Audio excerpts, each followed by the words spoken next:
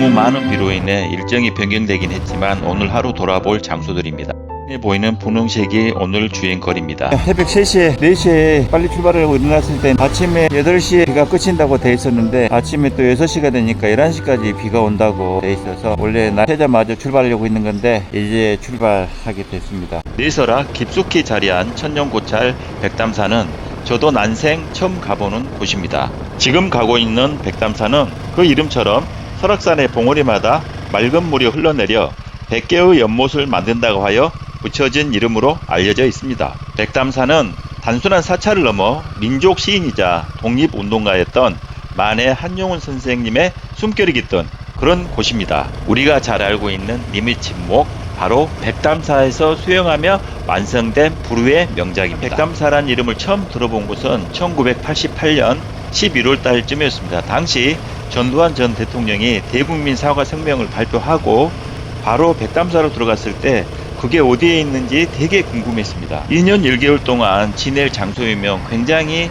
괜찮은 장소일 텐데 가보고 싶었지만 그동안 가보지를 못했습니다. 당시 뉴스에 의하면 산속에 위치한 백담사로 가는 길은 경찰의 삼엄한 경비와 검문으로 전국적인 화제가 되기도 했기 때문에 저도 늘 궁금했습니다. 여기서 좌회전하면 백담사로 들어가는 입구입니다. 지금 백담사로 들어가고 있습니다. 속초에서 백담사 입구까지는 약 27km 정도, 30분 정도 걸립니다. 오토바이로. 산속 깊숙이 있다는 이야기를 들어서 한참 가는 줄 알았는데 얼마 가지 않아서 이렇게 상가가 보여서 다 왔구나 하고 생각을 했습니다. 그리고 바로 백담사가 보이겠구나 라고 생각했었는데 큰 오산이었습니다. 저는 앞에 검은색 봉고차가 가길래 따라가면 되겠구나 싶어서 계속 따라가고 있는데 여기서 일단 정지되었습니다. 이분 말로는 아래 동네에서 셔틀버스를 타야 된다고 합니다. 셔틀버스는 30분마다 한 대씩 있고 걸어서는 1시간 이상, 셔틀버스로는 20분 정도 걸린다고 해서 일단 패스했습니다. 쉬운 마음에 입구를 나오고 있는데 좌측에 핑크뮬류가 가득한 동네가 보이더라고요.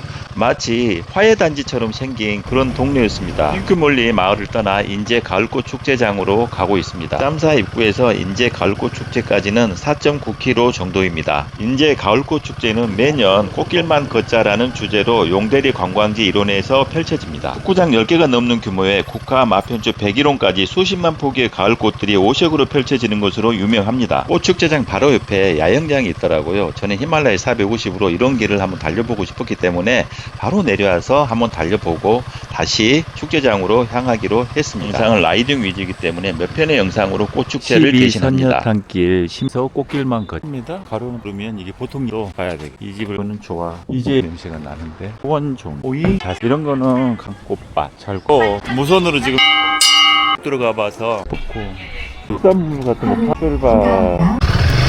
이제 가을꽃 축제는 2025년 현재 7회를 맞이하고 있습니다. 따라서 2019년경에 시작되었습니다. 그럼에도 축구장 10개가 넘는 규모의 테마별로 조성된 4개의 길, 행복하길, 사랑하길, 소통하길, 힐링하길을 따라 걷다 보면 마치 동화 속의 주인공이 된 기분입니다. 너무 좋아요. 백담사에서 인제에서 터널을 지났더니 갑자기 해가 떴어. 비 오던 날씨인데 와 이거 대단하다 대단해. 아침에 출발할 때는 벼슬 짚고 출발을 했고 이제 꽃 축제장에서도 굉장히 잔뜩 흐린 날씨였는데 터널을 넘자마자 저렇게 하늘에 햇빛이 짱짱 찌고 완전 가을 하늘 날씨가 정말 알 수 없는 날씨야. 이제 가을꽃 축제장에서 한반도 섬까지는 46km 정도로 한 49분 소요되는 걸로 보여집니다. 백담사도 혼자가 아니고 둘이 갔다면 분명 들어갔을 것입니다. 그리고 꽃 축제장도 혼자 보기에는 너무 아까웠습니다. 백담사에서 양구 한반도 섬으로 가는 길은 너무 아름다워서 고개를 넘고 굽이굽이 산길을 넘는데 그 풍경이 이루 말할 수 없었습니다. 지금 가고 있는 한반도 섬은 자연적으로 생긴 영월지온과 달리 8호 수질을 개선하고 생태계를 복원하기 위해 2005년에 인공적으로 조성된 친환경 인공습지입니다. 한반도 섬의 면적은 약 30만 제곱미터에 달하며 실제 한반도 축소판처럼 완벽하게 디자인되었습니다. 북쪽에는 백두산을 상징하는 조형물, 남쪽 끝에는 한라산을 상징하는 화단, 그리고 동쪽 끝에는 독도 모형까지 배치되어 있습니다. 만약 누군가가 몇십 분 만에 국토 정주를 하고 싶다면 한반도 섬 추천합니다. 한반도 섬에는 체험과 액티비티가 가득합니다. 섬의 양쪽을 연결하는 짚라인을 타고 파라오이를 활강하거나 하늘 자전거를 타며 하늘 위에서 섬을 관람할 수도 있습니다. 또한 섬 주변에는 선사박물관과 하리, 농공단지 등 다양한 연계의 관광지가 있어 하루 코스로 완벽합니다. 저도 그 코스를 돌았습니다. 한반도섬 내부에는 넓은 잔디 광장이 조성되어 있어 주기적으로 지역 예술 행사나 소규모 공연 등이 펼쳐지기도 합니다. 더구나 섬 곳곳에는 계절에 따라 코스모스, 뎁사리 등이 피어나 자연스러운 포토존이 형성되기도 합니다. 그래서 좌회전하면 한반도섬 입구입니다. 저 앞에 보이는 것이 파로호입니다. 저 앞에 보이는 푸른색의 파로호는 1944년 일제강점기에 화천댐이 건설되면서 생긴 인공호수입니다. 파로호와 한반도섬 소개는 별도로 하기로 하고 여기서도 몇 개의 영상으로 대신합니다. 유람소 양구 가운 산책 코스를 신기해서 끓이면 길을 걷는 한반도섬에서 1.3km 양구 선사박물관으로 향합니다. 양구 선사박물관은 2001년에 개관했으며 이 지역에서 발굴된 귀중한 유물들을 보존하기 위해 탄생했습니다. 특히 인근 상무령리 등지에서 구석기 시대와 신석기 시대 유적이 다수 발견된 것이 동기가 되었습니다. 양구 선사박물관은 수십만 년 전부터 이어진 파로호 주변의 역사를 한눈에 볼 수 있는 역사 교육의 중심지로 탄생했습니다. 선사박물관 바로 옆에 있는 파로호 꽃섬을 빠질 수가 없습니다. 여기가 파로호 꽃섬입니다. 파로호 꽃섬은 단순한 꽃밭을 넘어 다양한 체험과 추억을 만들 수 있는 공간입니다. 여기서는 꽃섬에 대해서 간단하게 영상을 편집하고 있지만 별도로 풀 영상을 올리도록 하겠습니다. 꽃섬은 3개의 주요 테마 공간으로 구성되어 있습니다. 첫째, 메타세유아길, 둘째, 아이리스원, 셋째, 계절에 따른 중앙정원이 있습니다. 이 다리가 꽃섬에서 육지로 연결되는 도로입니다. 이제 꽃섬을 떠나 파로호 전망대로 향합니다. 스케줄을 이용한 꽃섬은 따봉입니다. 파로호 꽃섬에서 파로호 전망대까지는 38km 정도입니다. 파로호는 원래 1944년 화천댐 건설로 만들어진 인공호수로 당시에는 화천조수지나 화천호로 불렀습니다. 1951년 5월 한국전쟁 당시 국군 제6사단을 중심으로 한 연합군이 이 지역에서 중공군을 상대로 대승을 거두었습니다.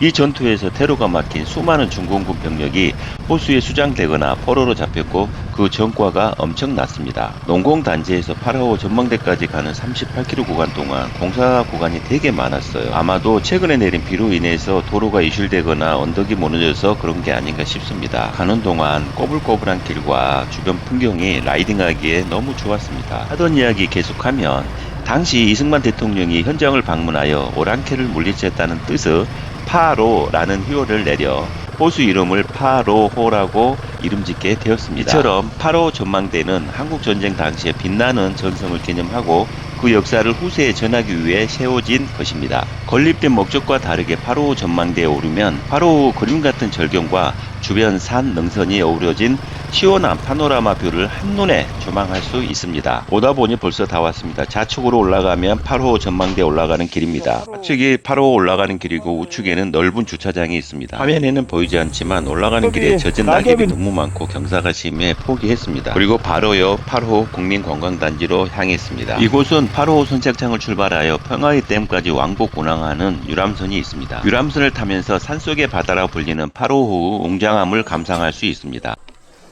뱃놀이하기도 너무 괜찮다. 사람이 너무 없어.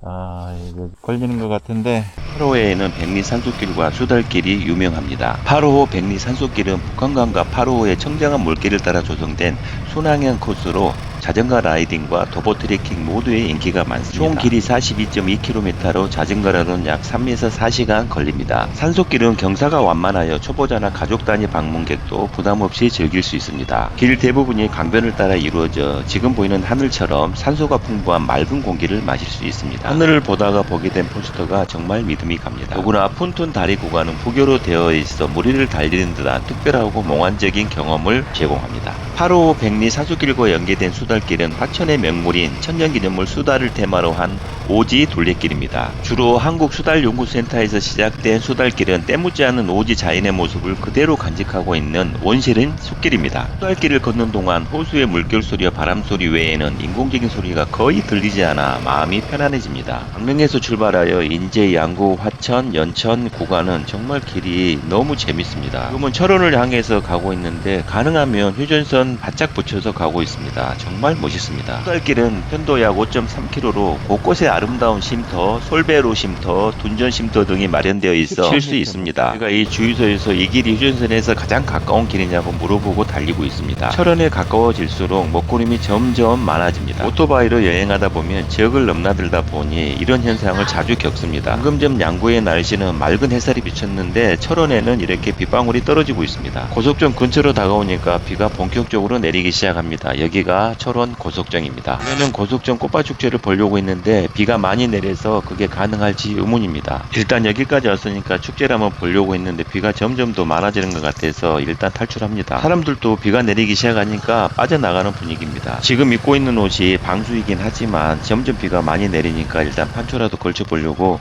적당한 곳을 찾아 이곳에 왔습니다. 옷을 갈아입으면서 하늘을 보니 금방 그칠 비가 아니라는 생각이 들었습니다. 잠시 갈등하기도 했지만 비 오는 날 라이딩하는 것도 위험해서 집으로 가는 걸로 결정하고 지금 집으로 향하고 있습니다. 철원 고속정에서 열리는 꽃축제는 한 5-6번 온 기억이 있어서 크게 아쉽지는 않습니다. 이번 북부쪽 4박 5일 여행은 비와 함께한 코스였던 것 같습니다. 맨날 비가 내려요. 비도 그냥 있으라고 있을 비가 아닙니다. 가라고 가랑비도 아니에요. 그냥 우박입니다. 우박. 지금까지 살면서 평생 맞아본 비보다 이번에 라이딩하면서 맞아본 비가 더 많은 것 같습니다. 시간이 충분했다면 산속길도 다람쥐길도 한번 돌아보고 유람선도 타보고 싶었었는데 8호 전망대 8호는 정말 저에게 소중한 기억입니다. 이 영상에서는 잠깐 보여지지만 8호 옆에서 라면도 끓여 먹고 커피도 끓여 먹었던 기억은 지금도 여운을 남깁니다. 지금 바닥이 굉장히 미끄러움에도 불구하고 히말라야 450이 굉장히 안정적인 주행을 하고 있습니다. 이렇게 비가 오는 날에는 상대 차량이 저를 발견하지 못할까봐 굉장히 조심스럽습니다. 날이 맑고 시야가 확보된 날은 저도 맨 뒤에 줄을 서지만 이런 날은 쟤를 못 볼까봐 맨 앞에서 출발합니다.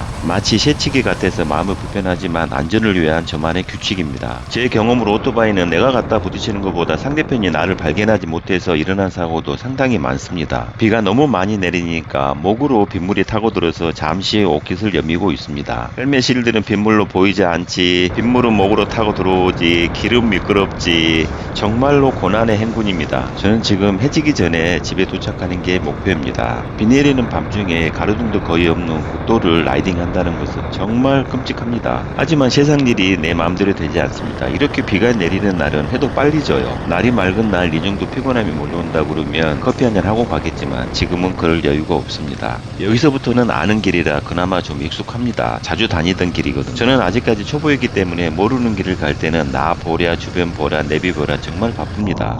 캄캄해졌습니다. 정말 이럴 때는 신경이 곤두섭니다. 영상에는 앞이 보이지만 저는 지금 거의 앞이 보이지 않는 상태입니다. 빗방울 맺힌 헬멧 실드 닦으랴 주변 차량 보랴 정말 정신없습니다. 그래서 더더욱 서행할 수밖에 없습니다. 그러다 보니 예상했던 도착 시간은 점점 늦어집니다. 그나마 다행인 것은 아는 길이니까 내비를 안 봐도 되기 때문에 한 가지 줄었습니다. 이번 북부 쪽 4박 5일 라이딩은 평생 경험해보지 못한 것을 한꺼번에 저에게 안겨주었습니다. 비가 하도 많이 오다 보니 아는 길도 긴장해서 살짝 헷갈렸습니다. 이번 여행은 비 속에서 인내를 배웠고 계획대로 되지 않는 순간 속에서 여유를 찾았습니다. 이번 여행은 계획대로 되지 않아도 괜찮다는 여유를 선물해 주었습니다. 네이버 날씨를 보면서 비를 피해 다닌다고 했는데 오히려 비를 만나는 예기치 않은 변수를 만나기도 했습니다. 비라는 예기치 않은 변수 속에서 오히려 여행의 본질인 새로운 환경에 적응하고 그 순간을 즐기는 법을 배웠습니다. 강릉과 속초 고성 구간에서는 이틀 동안 우박 속에 갇혀 있었습니다. 다음날 8호에서는 지금까지 볼 수 없었던 맑은 하늘을 선물 받았습니다. 그런 맑은 날씨를 예상하고 강원도 철원 고속정에서 꽃밭을 구경하려고 했는데 비가 내려 포기했습니다. 살아가는 것도 그렇지만 여행도 마찬가지입니다. 내 마음대로 되는 게 없습니다. 이번 여행은 휴전선 철제 근처에 가장 가까운 도로를 라이딩해보는 것이었는데 그래도 목적은 달성했습니다. 영상을 간단하게 편집하면서도 그때의 기억이 너무 생생합니다. 천신만고 끝에 인천에 도착했습니다. 익숙한 거리를 보니 너무나 반갑습니다. 지금까지 시청해 주셔서 감사합니다. 구독, 좋아요 부탁드리고 오늘도 행복한 하루 보내시기 바랍니다.